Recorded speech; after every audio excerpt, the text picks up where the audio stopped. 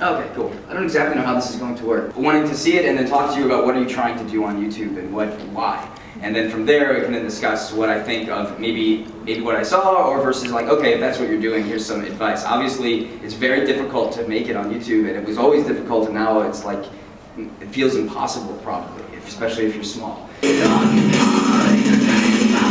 So first of all, I love metal music. So the idea that like, well, what is that? Is it just music on the channel? No, we do some like kind of vlogs, and we're not. I think we're not even sure what we're doing yet. Because I think that there's something to the idea. Obviously, I work with kids a lot, but like there's something to the thought of a metal kid that is inherently a good idea. Format, when you want to try to format it, I think that if you have them and they can. Like, where do you record it? Like, this is at home. Like, you're able to like recording the audio like through that and everything. Because I think an element missing that I wanted to see during this was like them showing so clearly this is definitely like a kid doing this. Like, okay. Because it's not all like even if it was like wherever you're having them actually sing it to like cut as part of the music video to them doing right. Okay. Help sell it so they really clear. Oh, this definitely is topical format, so they know that like I don't know, call it something like in the sense of like I don't know what, but like it's horrible kid metal, but not kid metal. And then especially if you can do like little fun graphics like that, that allows you to cheat the production value that you may not have yet. Like, yeah, I mean we have zero production value. Right. So like, but when you have things like that's production value. It makes it different. If you're able to be silly like you were with the writing of something, and now they're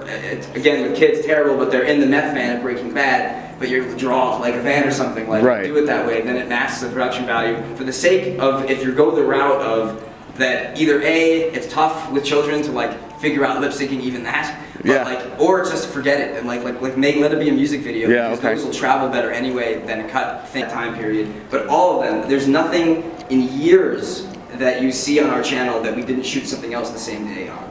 So that's a huge advice tool, is multiple things in a day. All right, any other questions specific that you have about the channel before we move to somebody else? I don't think so, man. Okay, thank you. Cool, you're welcome. All right, what's next? Well, that's the best step, because that's even the thing, like when people directly always ask me, what should I do? What are tips do you have? The very first thing I say is like, well, don't do it because you want people, you want to become famous. Do it because you love doing it. Like that's really the beginning. I think that's the best place to be at, where like you're not gonna care. Like it's like it doesn't. I wouldn't figure it out. I'm gonna try to get better, but like I just am gonna do it anyway, because otherwise you're never gonna make it. Like no one's gonna make it if you're really just like I have to be famous online. Like it's not gonna work. But it's like you're like, you know what? I don't care if I want to be, but I would do this anyways. Which if that's what you're saying, then I think that's great. Experiment with something different in every video and try to get a little bit better and a little bit better.